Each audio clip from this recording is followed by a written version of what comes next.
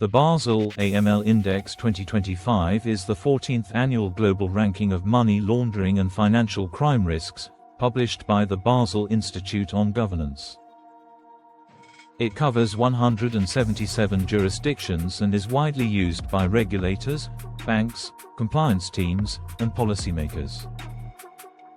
Importantly, this index does not measure actual money laundering volumes.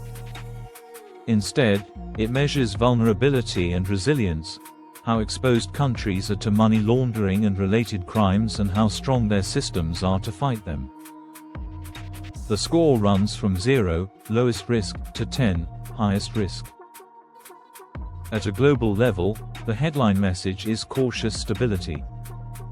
The global average risk score improved slightly, from 5.30 to 5.28.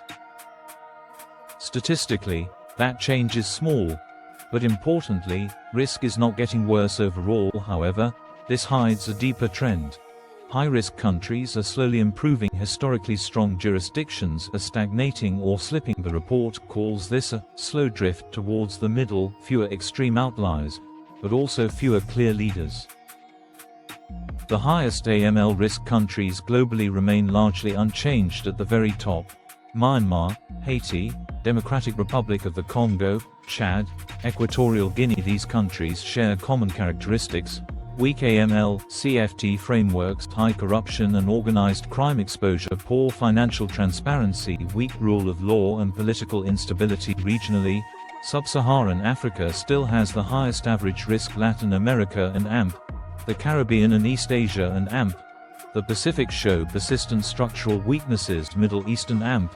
North Africa continues to struggle with financial transparency, despite some technical improvements. At the other end of the scale, Finland is now ranked the lowest risk jurisdiction globally, followed by Iceland and San Marino. The report highlights real progress, especially in jurisdictions previously considered very high risk. Key positive developments include 54% of jurisdictions improved their scores in 2025. 6 countries exited the FATF grey list, particularly in Sub-Saharan Africa. Stronger alignment with FATF recommendations, especially risk-based supervision, beneficial ownership frameworks, law enforcement coordination. The Basel Institute itself actively supports countries preparing for FATF evaluations or trying to exit the grey list. Mozambique is highlighted as a recent success story. There is also a global push toward proportional, risk-based AML, encouraging simplified measures in genuinely lower-risk situations, better allocation of compliance resources, reduced defensive reporting by financial institutions. Despite progress, several risk areas are getting worse, not better. 1. Financial transparency and beneficial ownership. This is now the weakest domain globally.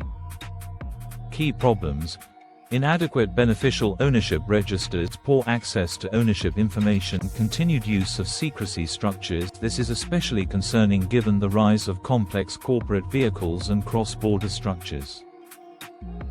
2. Corruption and fraud. While slightly improved overall, corruption remains a key enabler of money laundering, public sector corruption, bribery, fraud and cyber-enabled financial crime.